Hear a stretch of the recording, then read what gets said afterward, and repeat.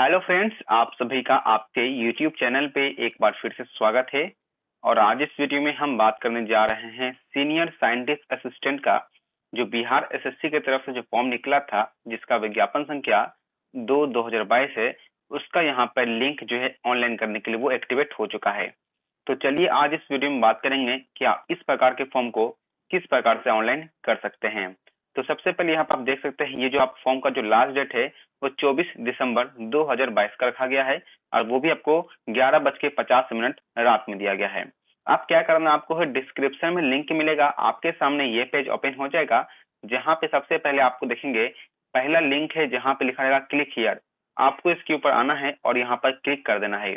इसके बाद आपके सामने एक पेज ओपन होगा जहां पे आपको देख पा रहे हैं लिखा हुआ है कि आपका स्टार्टिंग कब हुआ है, कब लास्ट होगा और पेमेंट करने का कब लास्ट डेट दिया गया है। इसके बाद यहाँ पे आप देखेंगे आपको क्लिक हियर फॉर रजिस्ट्रेशन का ऑप्शन देखने को मिलेगा, आपको इसके ऊपर क्लिक करना है। इसके बाद यहाँ पे जो आपका नाम होगा, पहला नाम आपको यहाँ पे फिलअप करना है। इसके बाद आपका जो जेंडर होगा, मेल है या फीमेल है या ट्रांसजेंडर है, आपको यहाँ पे क्लिक करना है। और यहाँ पे साफ मेंशन किया गया है, अगर आप बिहार स्टेट के हैं और अब अगर आप ट्रांसजेंडर में आते हैं तो यहाँ पे आपको बीसी कैटेगरी माना जाएगा, यानी कि BC2 में वो आएंगे, यानी कि क्रीमी लेयर में वो आते हैं। ठीक है, ये ध्यान रखना है अगर वो ट्रांसजेंडर कोई फॉर्म भर रहे हैं तो। इसके बाद बिहार के निवासी हैं या नहीं, आपको यस और नो के ऊपर क्लिक करना है। और इसके बाद आपका जो कैटेगरी होगा, जैसे कि जनरल में आते हैं, BC1 में आते हैं, BC2 में आते हैं, SC में आते हैं या ST में आते हैं, आपको अपना कैटेगरी का सिलेक्शन कर लेना है। इसके बाद पूछेगा कि आप EWS में आते हैं या नहीं, आपको यस और नो के ऊपर क्लिक करना है। अगर आप EWS में आते हैं तो ध्यान रखना है, नोटिफिकेशन के अंदर मेंशन किया गया है जो फॉर्म का जो लास्ट डेट है 24 दिसंबर, उस डेट तक में आपका ये जो है आपका EWS सर्टिफिकेट बना होना चाहिए, या कोई भी कैटेगरी सर्टिफिकेट आपका 24 दिसंबर 2022 तक का बना होना चाहिए। इसके बाद पूछ रहा है आप क्रीमी लेयर में आते हैं कि नहीं, तो ध्यान रखेंगे ये जो क्रीमी लेयर का जो ऑप्शन आता है ये मात्र दो कैटेगरी के लिए आता है, एक होता है BC1 और एक होता है BC2। अगर कोई कैंडिडेट EBC में आते हैं, ध्यान रखेगा, अगर कोई कैंडिडेट EBC में आते हैं तो वो यहाँ पे यस पे क्लिक करेंगे। EBC का मतलब वो हो गया जिनके पास NCL सर्टिफिकेट बनता है, ठीक है, और वही ध्यान रखना है। और जो BC2 में आते हैं वो यहाँ पर do you belong non creamy layer, तो यहाँ पे आपको नो के ऊपर क्लिक करना होगा। तो BC2 वाले नो पे क्लिक करेंगे और BC1 वाले यहाँ पे यस पे क्लिक करेंगे। इसके बाद विकलांग में आते हैं, हाँ और ना के ऊपर आपको सिलेक्शन करना है।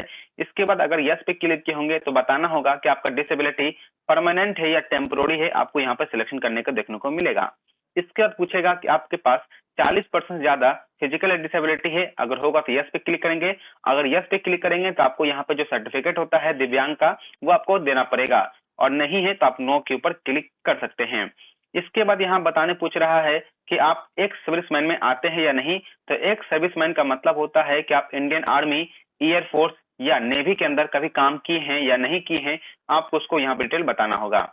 अगर काम किए होंगे तो यहाँ पे बताना है कि आपने कब तक काम किया है, वो आपको यहाँ पर डेट, मंथ और ईयर देना पड़ेगा। इसके बाद गवर्नमेंट एम्प्लॉय यानी कि बिहार गवर्नमेंट में 3 साल से ज्यादा काम किए हैं कंटिन्यूअस या रेगुलर बेस पे, आपको यस और नो के ऊपर क्लिक करना होगा। और इनको मात्र एक ही कैटेगरी में फायदा होता है, वो होता है आपका एज में रिलैक्सेशन के तौर पर। इसके बाद यहाँ पूछेगा आपके पास एजुकेशन क्वालिफिकेशन है, जैसे कि एडवर्टाइजमेंट में मांगा गया है, तो आपको यहाँ पे यस पे क्लिक करना होगा। इसके नो पे क्लिक करने पे ये फॉर्म अप्लाई नहीं होगा। इसके बाद पूछेगा कि आपका कितना नंबर ऑफ अटेम्प्ट है इस एग्जामिनेशन के अंदर, यानी कि FSL यानी कि जो साइंटिस्ट का जो फॉर्म है इसमें कितना अटेम्प्ट है, तो मैक्सिमम 5 अटेम्प्ट दिया जा रहा है। तो 5 अटेम्प्ट जो पहला अटेम्प्ट होगा तो आपको यहाँ फर्स्ट का सिलेक्शन कर लेना है। इसके बाद आपका मोबाइल नंबर जो आपका चालू है वो आपको यहाँ पे भर देना है।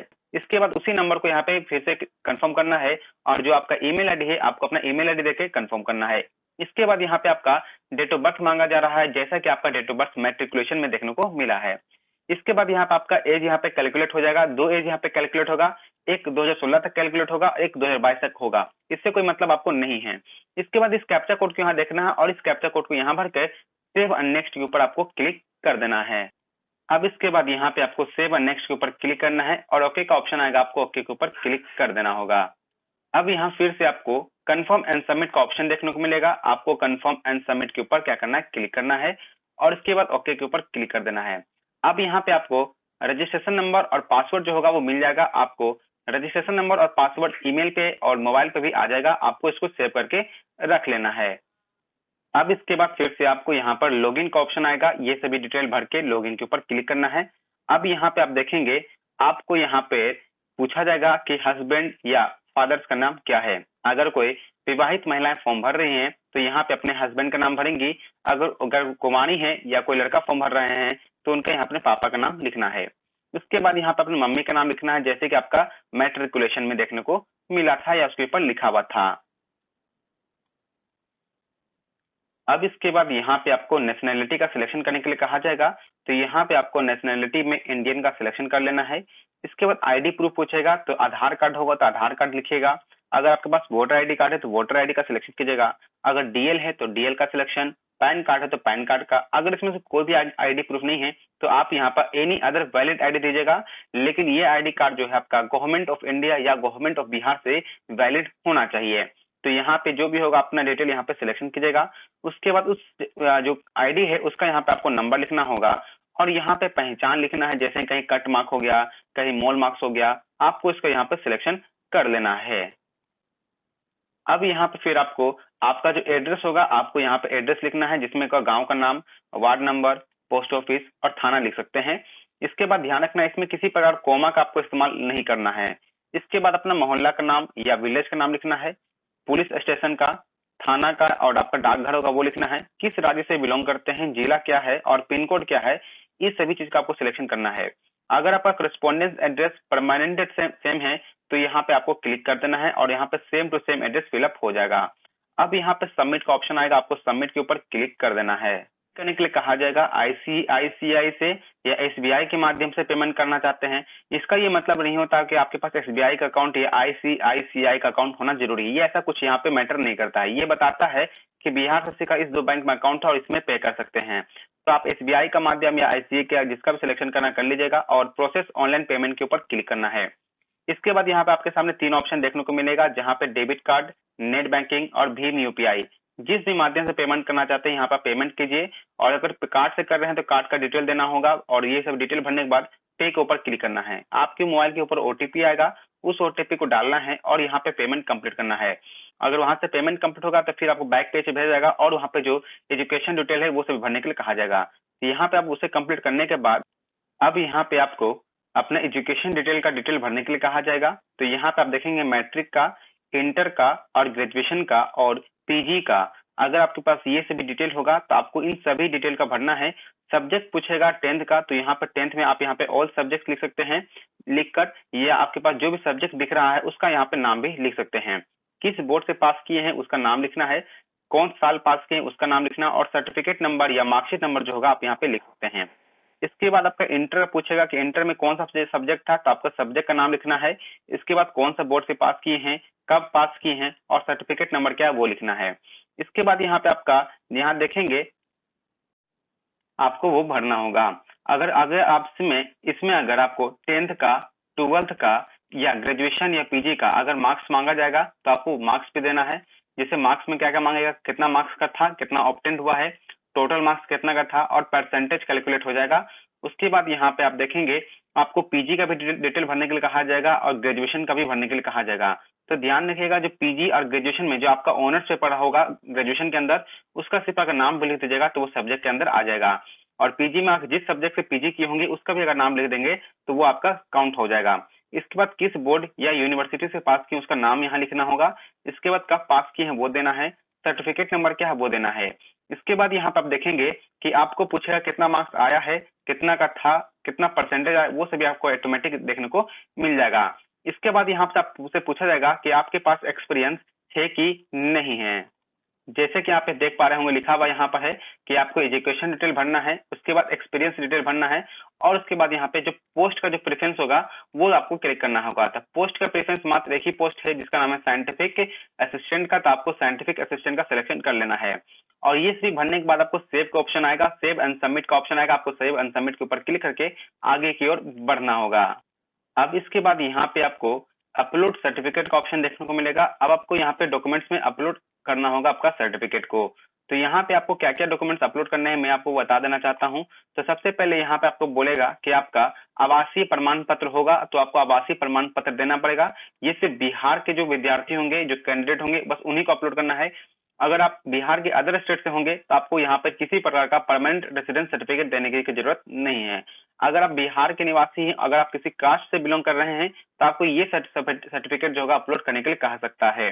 इसके बाद अगर विकलांग होंगे, तो अगर एक्स सर्विसमैन है या बिहार एम्प्लॉय होंगे तो आपको इसका भी सर्टिफिकेट यहाँ पर अपलोड करने के लिए कहा जा सकता है। इसके बाद यहाँ देखेंगे तो आपको फोटो और सिग्नेचर जो होगा वो आपको अपलोड करना है। तो फोटो और सिग्नेचर यहाँ पे आपको अपलोड करने के लिए कहा जाएगा। तो यहाँ पे फोटो जो आपका है 20 से 50 केबी का होना चाहिए, जो 1 महीने से पुराना का नहीं होना चाहिए। साइज यहाँ पे देख सकते हैं 200 इंटू 230 पिक्सल का होना चाहिए। और ध्यान रखना, कभी कभी फोटो जो होता है वो आपका साइज से ज्यादा देखने को मिलता है, यानी कि आपका जितना साइज है फोटो का उससे ये बॉर्डर से बाहर का भी हो, मुंडी क्या सर जो आपका वो बाहर भी हो जाता है। तो टेंशन की बात नहीं है, वो आपको जब फाइनल सबमिट कीजिएगा तो वो आपको फ्रेम के अंदर आ जाएगा। लेकिन आपको ये साइज ध्यान रखना 200 इंटू 230 हाइट का होना चाहिए और आपको इसी से अपना जो डॉक्यूमेंट है ये अपलोड करते चलना है। ये अपलोड होने के बाद फिर आपको यहाँ पे सिग्नेचर का अपलोड करने के लिए कहा जाएगा। तो यहाँ पे सिग्नेचर आपको अपलोड करने के लिए जाएगा, तो इंग्लिश सिग्नेचर अपलोड करना है, जेपीजी फॉर्मेट में होना चाहिए 10 से 20 केबी के साइज के अंदर। उसी प्रकार से फिर आपका सिग्नेचर जो होगा, फिर आपको अपना सिग्नेचर भी अपलोड करना है, 10 से 20 केबी के साइज का है और साइज आप देख पा रहे हैं 200 इंटू 60 पिक्सल का होना चाहिए। तो हिंदी और इंग्लिश साइज भी आपको अपलोड करना है और फोटो भी यहाँ पे अपलोड करना है और जो डॉक्यूमेंट्स मैंने बताया वो भी आपको अपलोड करने के लिए कहा जा सकता है। और इस प्रकार से फिर जो आपका है जो 6 स्टेज है वहां पे कंप्लीट हो जाएगा, जिसमें डॉक्यूमेंट अपलोड करने के लिए कहा गया होगा। तो डॉक्यूमेंट्स में आप यहाँ पे 10th का भी, 12th का भी, ग्रेजुएशन का भी और पीजी तक का जो भी आपका यहाँ पे क्वालिफिकेशन होगा उन सभी का लास्ट ईयर का मार्कशीट जो होगा आपको यहाँ पे कंप्लीट कर लेना है। अगर सर्टिफिकेट होगा तो यहाँ पे आप सर्टिफिकेट भी स्कैन कर रख लीजिएगा, जो यहाँ पे मांगा जाएगा आप यहाँ पे अपलोड करते चलेंगे। ठीक है। इसके बाद पोस्ट प्रेफरेंस मैंने बता दिया, आपको साइंटिस्ट का देखने को मिलेगा, आपको साइंटिस्ट का सिलेक्शन करना है। इसके फोटो सिग्नेचर कैसे अपलोड करना है मैंने वो भी बता दिया। और लास्ट में जो आप देख पाएंगे आपको इस प्रकार का ऑप्शन देखने को मिलेगा, जहां पे आपको देखेंगे तो डिक्लेरेशन देखने को मिलेगा। तो आपको डिक्लेरेशन के ऊपर क्लिक करना है और यहाँ पे प्लेस का ऑप्शन देखने को मिलेगा। तो प्लेस का यहाँ पे अपना टाउन का नाम लिख सकते हैं। इसके बाद यहाँ पे सबमिट का ऑप्शन आएगा, आपको सबमिट के ऊपर क्या करना है, क्लिक करना है। सबमिट के ऊपर क्लिक करते ही यहाँ पे आप देखेंगे आपको देखने को मिलेगा प्रिंट एप्लीकेशन स्लिप और प्रिंट एप्लीकेशन फॉर्म। तो यहाँ पे ध्यान रखना है कि आपको प्रिंट एप्लीकेशन स्लिप भी निकालना है और पेमेंट स्लिप भी निकालना है। ये दोनों स्लिप आपको निकाल के फ्यूचर रेफरेंस के लिए रख लीजिएगा और यहाँ पे कंप्लीट हो जाएगा आपका फॉर्म। और इस प्रकार से जो फॉर्म है अब आप आसानी से फिलअप कर सकते हैं। अगर फॉर्म भरने में प्रॉब्लम हो रहा होगा तो कमेंट करके पूछेगा, मैं आपको उसका जवाब जरूर दूंगा। आशा करता हूँ ये वीडियो समझ में आ गया होगा। मिलेंगे जल्दी नेक्स्ट वीडियो में। Thank you for watching this video.